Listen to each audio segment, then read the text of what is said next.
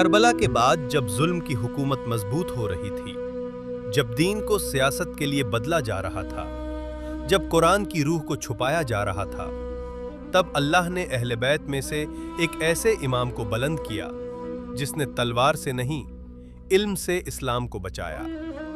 یہ ہے پروفٹ محمد صلی اللہ علیہ وآلہ وسلم کے 5ویں جانشین، امام محمد الباقر علیہ السلام۔ وہ امام جنہیں پروفٹ محمد صلی اللہ علیہ وآلہ وسلم نے باقر العلوم کہہ کر ان کی نشاندہی کی تھی، یعنی علم کی گہرائیوں کو کھول دینے والے۔ امام محمد الباقر علیہ السلام کی ولادت 1 رجب 57 ہجری میں مدینے میں ہوئی۔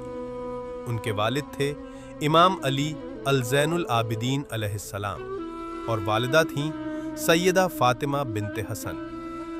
روایت کے مطابق صحابی حضرت جابر ابن عبداللہ انصاری سے رسول اللہ صلی اللہ علیہ وآلہ وسلم نے فرمایا، تم میری اولاد میں ایک بچے کو دیکھو گے جس کا نام محمد ہوگا، وہ علم کو چیر کر اس کی حقیقت ظاہر کرے گا، اسی لیے ان کا لقب پڑا الباقر العلوم۔ امام باقر صرف 4 سال کے تھے جب کربلا کا واقعہ پیش آیا۔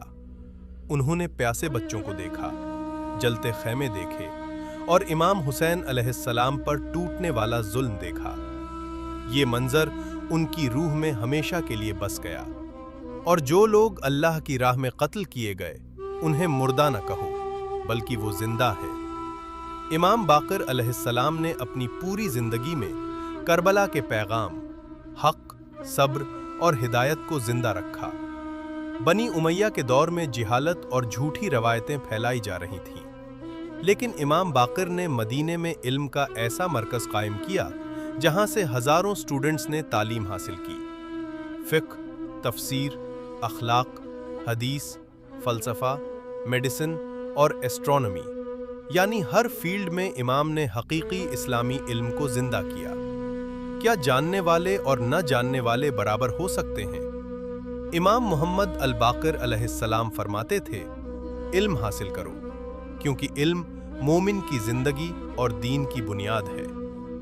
اس دور میں قرآن کی غلط تفسیر کی جا رہی تھی۔ امام باقر نے اہل بیت کے علم کے ذریعے قرآن کی روح کو سمجھایا۔ انہوں نے فرمایا، قرآن کا ظاہر بھی ہے اور باطن بھی۔ امام نے سکھایا کہ صرف لفظ پڑھنا کافی نہیں، قرآن کو سمجھنا اور اس پر عمل کرنا بھی ضروری ہے۔ اللہ صرف اتنا چاہتا ہے کہ اہل بیت سے ہر ناپاکی کو دور رکھے اور انہیں پاک کرے۔ امام باقر علیہ السلام نے بتایا کہ اہل بیت قرآن کے اصل محافظ ہیں۔ امام باقر صرف چند علوم کے عالم نہیں تھے، بلکہ فطرت اور انسانی نفسیات کے بھی عظیم ٹیچر تھے۔ روایت میں ملتا ہے کہ امام نے ہائیجین، ہیلتھ، غذا اور انسانی بیہیویئر پر بھی گائیڈنس دی۔ انہوں نے آبزرویشن اور تھنکنگ کو انکریج کیا۔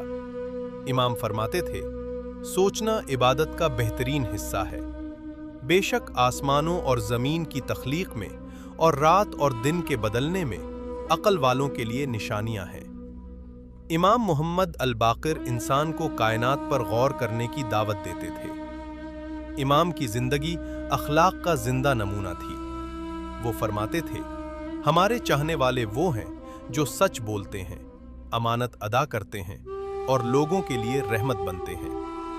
امام فرماتے تھے، جس علم سے انسان کا اخلاق بہتر نہ ہو وہ علم فائدہ نہیں دیتا، یعنی اصلی علم وہ ہے جو انسان کو اللہ کے قریب کرے۔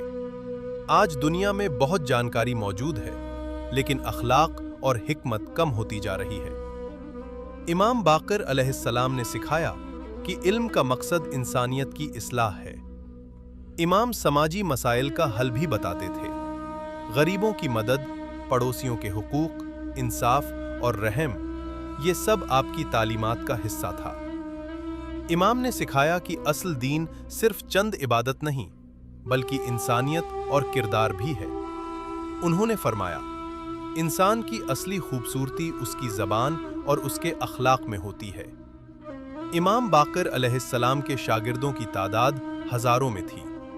ان کے سب سے عظیم شاگردوں میں ان کے فرزند امام جعفر الصادق علیہ السلام بھی شامل تھے۔ بعد میں امام صادق علیہ السلام نے اسی علم کو دنیا بھر میں پھیلایا۔ تو آپ نے دیکھا کہ یوں امام محمد الباقر علیہ السلام نے اہل بیت کی علم کی یونیورسٹی کو مضبوط بنیاد دی۔ جب حکمرانوں نے دیکھا کہ لوگ امام باقر کے علم، اخلاق اور کردار سے متاثر ہو رہے ہیں تو انہوں نے امام کو زہر دلوا دیا۔ 7 ذی الحجہ 114 ہجری کو انہوں نے شہادت پائی۔ امام کو جنت البقیع میں امام حسن علیہ السلام اور امام زین العابدین علیہ السلام کے پاس دفن کیا گیا۔ امام محمد الباقر علیہ السلام نے اسلام کو علم کے ذریعے زندہ رکھا۔ انہوں نے قرآن کی حقیقت سمجھائی، اہل بیت کی تعلیمات کو پھیلایا اور دنیا کو بتایا کہ حقیقی طاقت علم، صبر اور اخلاق میں ہوتی ہے۔ اللہ ان لوگوں کے درجات بلند کرتا ہے جو ایمان لائے اور جنہیں علم دیا گیا۔ امام باقر علیہ السلام کی زندگی ہمیں یہ پیغام دیتی ہے کہ حالات کتنے بھی مشکل ہوں، علم اور اخلاق کا راستہ کبھی نہیں چھوڑنا چاہیے۔ آج لوگ مال اور شہرت کے پیچھے بھاگ رہے ہیں، لیکن اخلاق کو بھولتے جا رہے ہیں۔ امام باقر علیہ السلام نے سکھایا کہ انسان کی اصلی پہچان اس کا کردار ہوتا ہے۔